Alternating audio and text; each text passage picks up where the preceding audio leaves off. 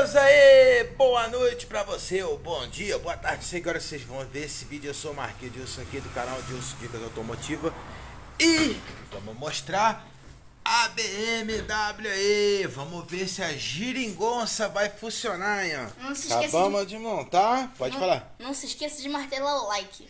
Isso aí, não se esqueça de martelar o like, segue a gente, compartilha, se inscreve no canal e deixa aí tudo aí, joinha, compadre, vamos lá. Vamos ver se a geringonça vai pegar, hein? Acabamos de montar agora, tá sem descarga, vai fazer um barulhinho, mas vamos ver aqui se vai roncar, hein? Vamos lá, vou fazer aqui, ó, pera aí, vou fazer na íntegra, sem cortar aqui, ó, ainda tá aqui, vamos ver se a geringonça, né, ficou empoeirada aí devido a tempo aí esperando peça.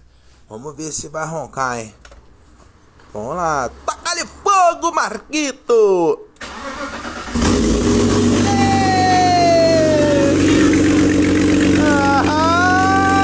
Merda aí, ó!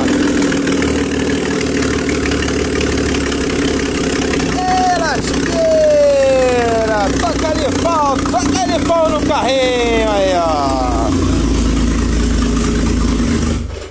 Taca-lhe pau no carrinho, Marcos. Aí, posicionou que é uma joia. Tá aí mais uma BMW 170 cavalos e 6 cilindros aí, funcionando perfeitamente aí. Só botar a descarga.